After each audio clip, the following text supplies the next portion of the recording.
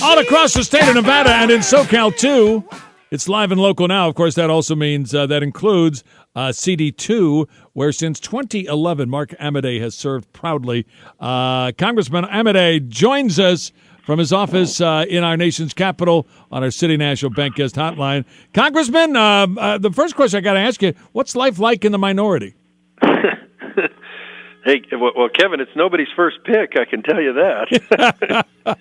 But it is different. Do you find you don't have as many lobbyists coming through your door, or you're not chairman of any subcommittees or committees, so maybe your workload is like? I mean, what is different for you in the minority?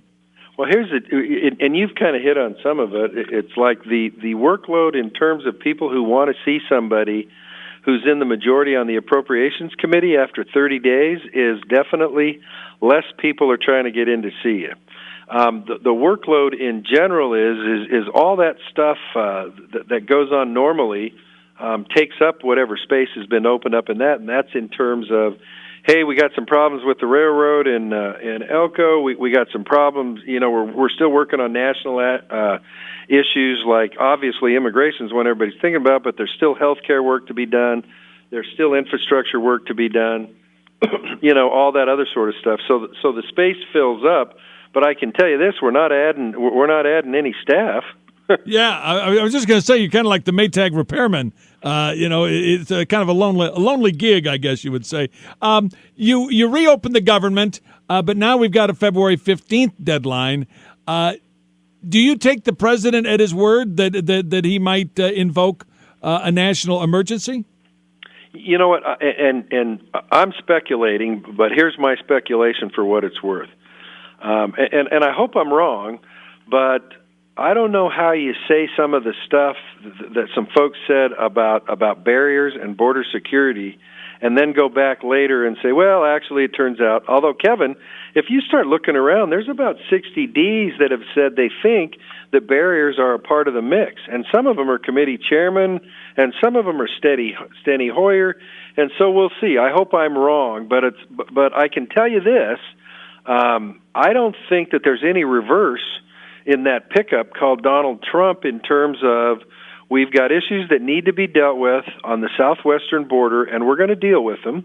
And our primary input on how to deal with them is going to be the people who are actually working on the ground down there. And guess what? Barriers are a part of the mix. They're not the whole thing, Kevin. You know, people forget. It's like, listen, it's 1,900 miles. We've got about 600 miles controlled now.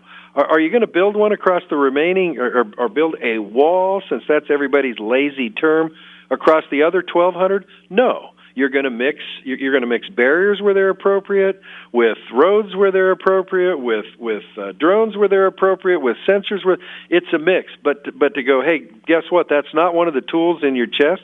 Makes absolutely no sense. Where a barrier in some of those segments is the best way to go, and it's not because Donald Trump says it or Mark Amodei says it. It's because the professionals that work down there say this is what works best here, and it's based on the homework and the history and the whatever. So, you know, the challenge is like anything else. If you can depoliticize the thing, that's never going to happen, and just did it on the facts, there would be nothing really to argue about, which is why a whole bunch of them thought it was a good idea in 2006.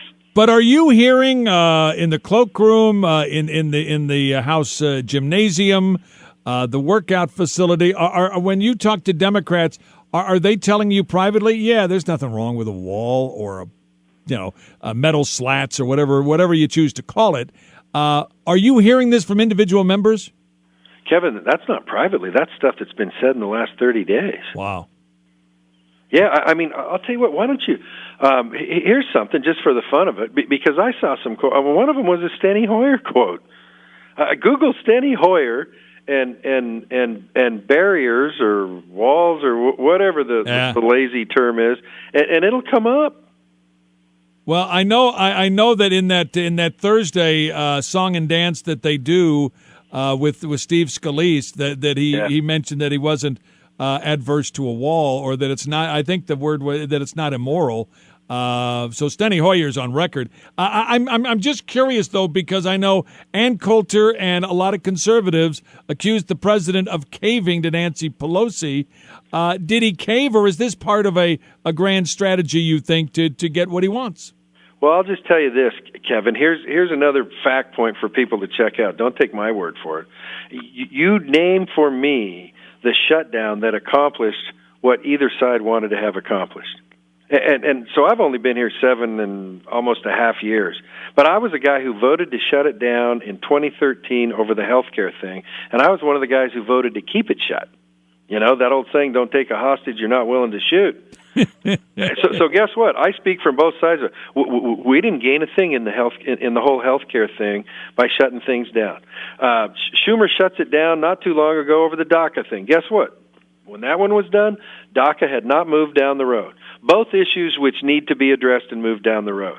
So, with all due respect to Ann Coulter and Laura Ingraham, it's like, ladies, I don't know, maybe they're the only two people that are blessed with absolute perfection and correctness 100% of the time, but it's like it wasn't accomplishing anything. Shutting down the Department of you name it to get somebody to do something on this is like, you know what? Quite frankly, it wasn't working. So, I mean, you can keep doing it to prove that you're dug in, but ultimately the proof in the pudding is going to be what happened on the southwest border. And guess what? That's why I think they're like, I hope I'm wrong, but there's been nothing historically to say, okay, everybody's going to come to Jesus now and we're going to get something and before Valentine's Day and yeehaw, which is why I'd say, like, listen, I wouldn't shut it down again. I just say, okay, here's how we're going without you. And you know, the other pieces and is of that it, Kevin, and by the way, are you talking about a national emergency or? Yeah, well, or whatever. I mean, I don't know. It's like, listen, if the Congress won't do its duty, which quite frankly is in the Constitution, the Congress will regulate a system of naturalization. If I'm not word for word, it's in there. And you know me, I'm not a constitutional genius, but that language is in there. And so it's like the president should be mad. It's like, Congress, it's your job. But if you won't do it, so what I think is the beauty of what he did is like, okay, we're paying everybody again. Congress, if you won't do it, you got 3 more weeks, and then guess what? I'm going to do something. So whether it's national emergency or something short of that, and you should also know, Kevin, we'll send you the data. There's a couple 100 miles already under construction for what we did for them in last year's budget. This is this year's budget. And the problem is, it's like, so there's progress being made. But quite frankly, it's like, hey, with any major capital improvement project that is almost 2,000 miles long, it takes some time to get that, you know, through the Corps of Engineers. You know, here's a fact that not a lot of people know. We don't own the border. There's large stretches of that are private property. You know that amendment when the Bill of Rights? So if it's not a willing buyer, willing seller thing where somebody wants to sell us enough of their stuff along the border to build these things, then you got to condemn it. So it's one of those things that'll take some time, but that's another one of the, quite frankly, injustices that a lot of the national reporting has done, which is like, oh, hey, this is a light switch. If we win this, it won't get built. Or if we win this, it will get built. It's like, listen, it's ongoing. Again, Congressman Mark Amodei joining us from CD2. He's at his desk in our nation's capital doing the work of Congressional District 2. I know that the interim FBI director, or I'm sorry, the Attorney General is saying that it's time to wrap up, or Mark, or rather Robert Mueller is close to wrapping up. Is he close to wrapping up, and are you ready for him to wrap up? I'm ready for him to wrap up. I don't know whether he is or isn't. I thought that from coming from the Attorney General was good news. I hope it's accurate. You know, it's like any of these. It's like, do people have a right to know what went on? They absolutely do. Should it be something where it's drip, drip, drip? No. And so it's like, listen, I think there's been a lot of time, and so unless there's some investigative reason where you don't have all, it's time to basically write your report, which will be a rodeo when it comes out, no matter what. And let's move on, because the premise on which it was started, I think there can be no doubt what's gone on hasn't gone on, and it's probably more of what hasn't gone on based on what the indictments have done. It's like, okay, so we had that. You've got this this tool in the process. You've used it. Give us your work product, and let's move on. And so I'm assuming you are for releasing the entire report to the general public, not just parts of it redacted and parts of it not, and you get a little bit of this and a little bit of that.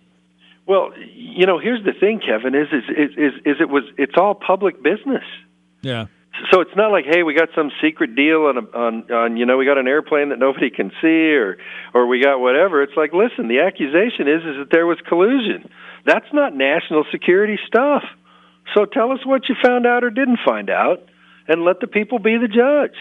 Well, I tell you what, it's going to be a fascinating few weeks if indeed he is wrapping it up, and maybe they're, even as we speak, writing the report.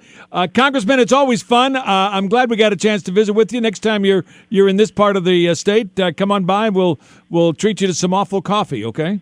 Hey, and you know what? I'm looking forward to that because, wintertime's a good time to be in Las Vegas when you're a guy from up there at high altitude. But you'll be seeing me shortly. I hope so. Mark, thanks so much, man. Always good. Thank you so much for joining us. Yes, sir. We'll see you. There you have it. Congressman Mark Amodei joining us from our nation's capital. And he says, hey, this is the people's business. Maybe we are entitled. Big doings at the RNC. We'll talk about that and more coming up live and local now.